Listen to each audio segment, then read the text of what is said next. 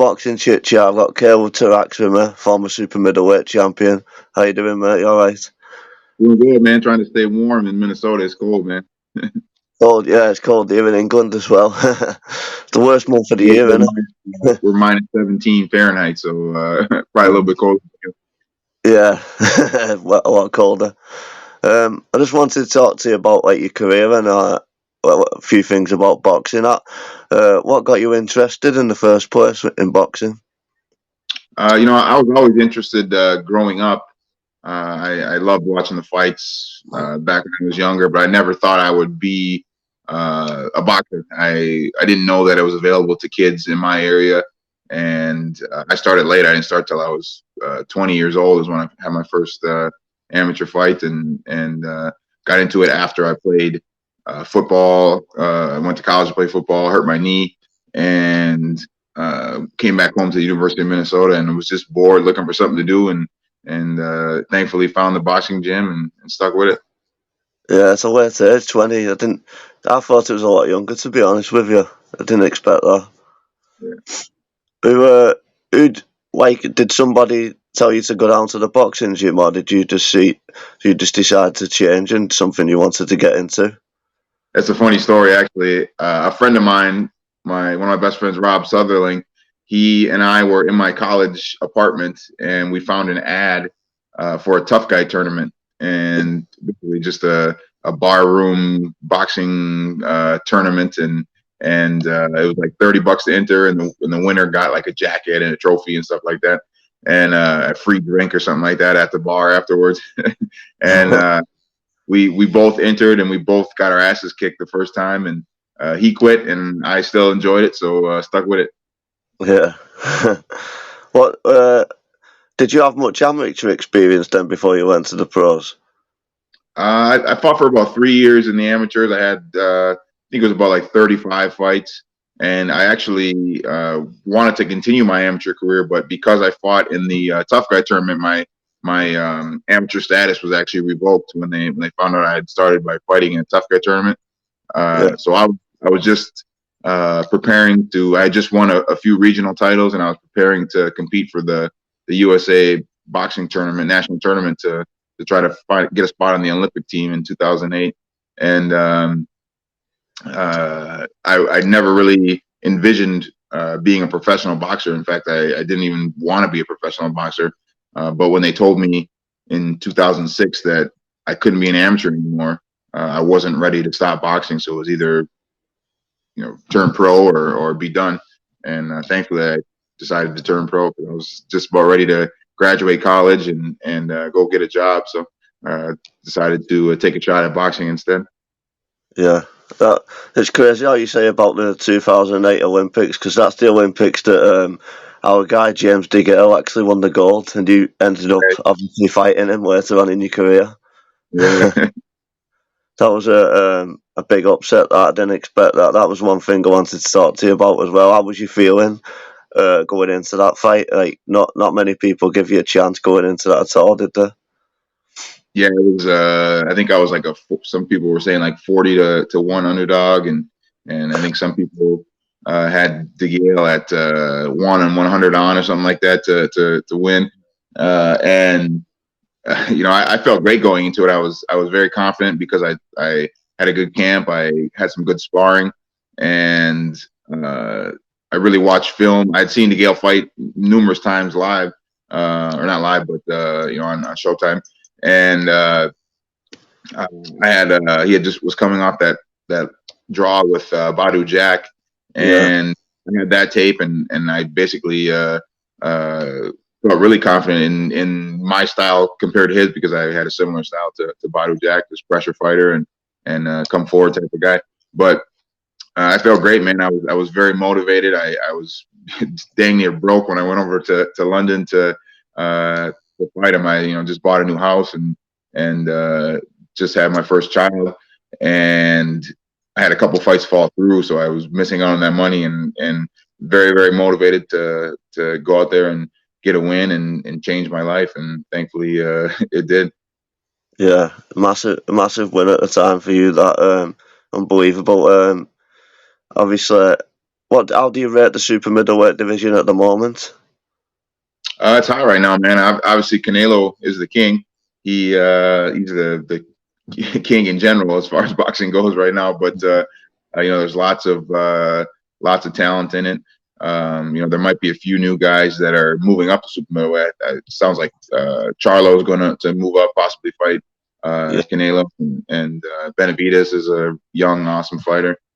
Plant, who lost to Canelo and beat me in my last fight. He's obviously a threat as well. Still, just a division filled with good guys. How do you rate Edgar Berlanga? Do you rate him much? I've seen a couple of his fights on ESPN, and he hasn't really stepped up his competition to like a world class guy. Actually, obviously he hasn't fought a world class guy yet, but that kid's got some power. I'll tell you that much. He can punch and looks really physically strong. I'm not sure if he'll be able to stay at super middleweight much longer because looks like he's got a pretty big frame. But he can punch, man. And obviously, we've got some British fighters come up at the moment. We've got like the IBF champion. I don't know if you know of him, Leron Richards, and Zach Parker's mandatory for Canelo's WBO belt. Have you seen anything of them at all? I've seen a little bit of Richards. He's a slick boxer. He's a real slick boxer, and I think his last fight, it was upset, I believe, that Gongora, I think he upset him, and looks like a real slick boxer. And I'm not sure how old he is or don't know much about him. I don't think he's a big puncher at all. But boxers, slick left-handed boxers give everybody trouble. What do you see your future at the moment? Do you see yourself mixing it with some of these guys? I'd like to. I had a fight scheduled for actually it was last weekend over in Germany. Against Evgeny Shevchenko it was an IBF eliminator, and fortunately, originally it was supposed to be in October, and then again in January, and the COVID stuff just messed it all up. So hoping to get something on the books as soon as possible, possibly back home in around March. I think there's going to be a fight in Minneapolis. Another super middleweight, David Morrell, that lives in town here in Minneapolis now. He's a good fighter. He's supposed to be fighting. Yeah, he's good. But man, I'm just trying to fight a few more fights and finish up my career, and possibly when I retire, start calling some fights. Yeah. Well, what was your biggest boxing idols when you was growing up?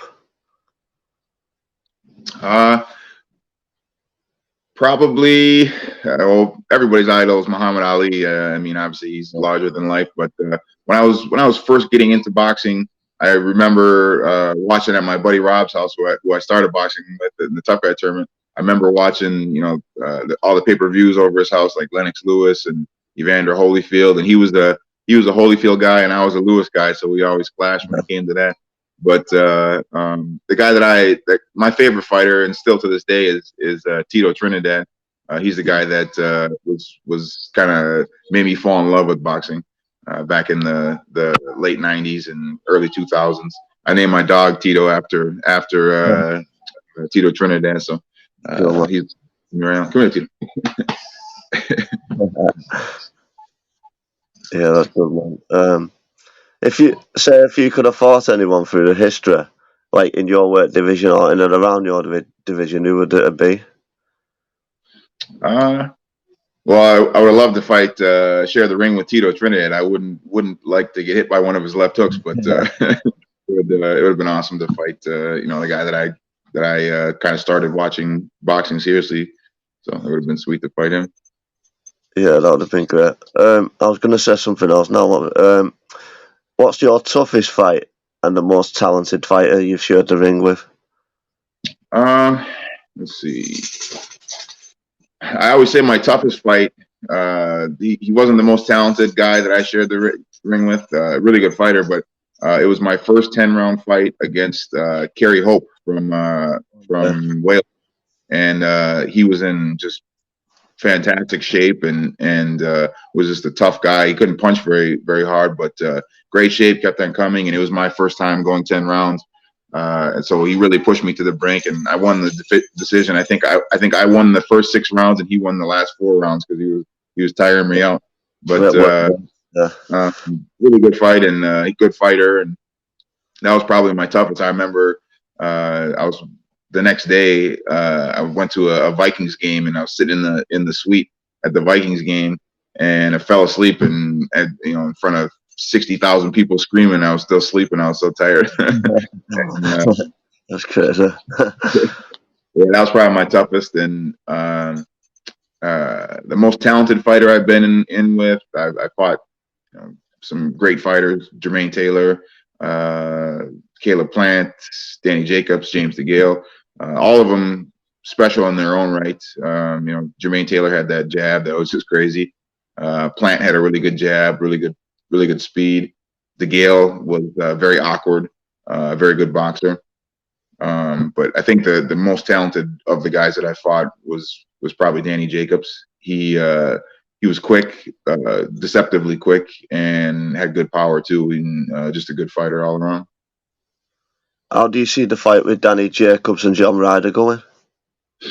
I'm not sure. I've seen a little bit of John Ryder. He's a tough guy. I thought he beat Callum Smith when they fought a few years back, or 2 years or so. I can't remember when it was. But he's a tough guy. He's a lot smaller than Danny Jacobs, I believe, as far as height goes. Jacobs, if he returns to form, I think he has to be the favorite and will probably win. But his last fight against Gabe Rosado, he didn't look very great. I think he switched trainers, and I don't know if that affected him, but he didn't look at his best his last fight. So I think if he goes back to form, when he was fighting Triple G and Canelo, I think he beats John Ryder. Yeah, I thought he could have lost that decision against Rosado, to be fair. I thought Rosado's doing really well at the minute, though. Yeah, he. I think afterwards he got that knockout against that prospect, Beck the Bully, and then had a good fight with Munguia recently. So he's a hell of a fighter too. Yeah, would you fancy your chances having a fight with Rosado anytime soon? Yeah, I'd be happy to, man. It'd be fun to share the ring with a warrior like that, and we've taken different trajectories as far as career goes, but he kind of reminds me of me. Never was handed anything, and took the hard route to get where he was at. So I respect him a lot. Be happy to share the ring with him. Yeah, I'm surprised you haven't already fought each other, to be honest, because you've always been in and around the same weight divisions. And I've never even had an offer to fight him. I know it's we've always been on different sides of the street, I think, but yeah, it's never even come up in conversations. But now that you mention it, is strange because I fought guys that he's fought guys that I fought. Yeah, it's never even come up in conversation, which is surprising now that you mention it. Who would you say the top fighters you've ever sparred and been in the gym with? Let's see. Did some boxing with Peter Quinlan. He was a real good puncher. I haven't done too much sparring in as far as going to camps or anything like that, and it's tough to get sparring in Minnesota. Luckily I'm blessed with a promoter and a guy and Premier Boxing that gives me some sparring budget to bring guys in. But yeah, for the most part, I haven't done any camps where I go travel different places and spar with like world champions or anything like that, other than Peter Quillen, and sparred with a couple guys out in Vegas that were real good. But yeah, for the most part, I'd bring guys here to Minnesota and just get our work in. Have you been to the Mayweather gym while you've been up in Vegas? Yeah, that's where when I trained out there, I think for 3 or 4 fights, I did like a small little like mini camp where I spent about 2 weeks out there at the gym and worked out there. So it was fun to be in that atmosphere. Just tons of good fighters, and once in a while you pull up to the gym and there's about 8 Rolls Royces outside of it, and you know that Mayweather's in. Yeah. People say a lot about Floyd with the way he's flashy and all that, but he does work hard. I've seen a lot of training clips of him, and I bet if you've seen him in action yourself, I bet you'll know firsthand, won't you, how hard he does train. you can say all you want about him, some of it, a lot of it warranted. I'm not a fan of some of his antics, and especially some of the actions that he's taken outside the ring. But inside that ring and in the gym, there's nobody that's going to outwork him. And to have as much money as he's made over his career, and still have the drive to work hard, you got to be a pretty dedicated person to just grind every single day. Like I think Marvin Hagler says, it's tough to get up and run in the morning when you got sleeping on silk sheets, something like that. That's the one, yeah. I was going to say, when are you looking to announce your next fight? Is that coming up soon, or? Well, I'm hoping to get something scheduled. Right now I said I was supposed to fight last week in Germany, and that was canceled due to COVID. And I'm just hoping to get something. I'm 38 years old. I don't really have too much time to waste waiting around for something to come up. So hopefully the sooner the better. Do you see Canelo moving up and then hopefully the super middleweight division being wide open again with the belts and things like that? Yeah, I don't know. It'd be interesting to see what he does. I had heard that he was going to fight at cruiserweight next, and now it seems like he's not going to do that. So I mean, he can do whatever he wants. He's the man with all the belts, and everybody wants to fight him because he's the one that brings in all the money. So he gets free reign on whatever he wants to do, and if he moves up, I think super middleweight is probably his best weight now. So even if he does move up, he might move back down in the future. And when he gets up to light heavyweight, those guys are pretty big. So, do you think he can beat them two guys, Beterbiev and Bivol? Yeah, I think both of them will be different challenges in themselves. Bivol's a real good boxer, not a very big puncher, and not very I guess aggressive, which probably plays into Canelo's favor.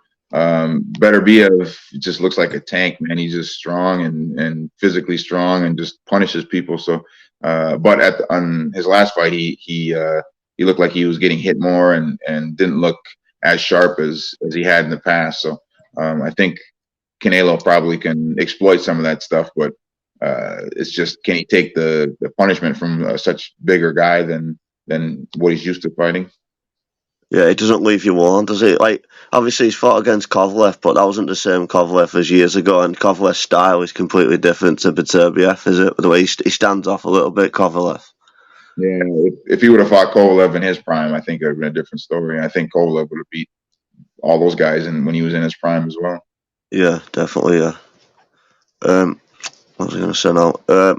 Are you in training camp at the moment, or are you just ticking over? I after the fight was postponed a few weeks ago, I broke camp, and actually we had to break camp because we had a COVID outbreak in my gym. But I'm still in the gym every day. I just got back from the gym now, actually doing some weight training and some cardio. But I'm in the gym every day, and once I get a fight scheduled, then I'll turn things up a notch and get into fight camp mode. Is it easy to get motivated still, or do you struggle more now?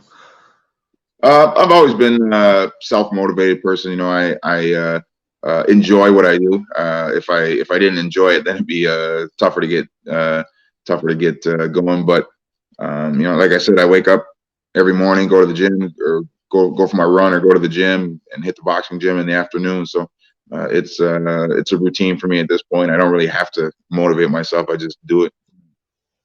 Yeah, that's good, that, man. It's good for everybody to do a little bit of exercise, because obviously a lot of people struggle with mental health and things like that.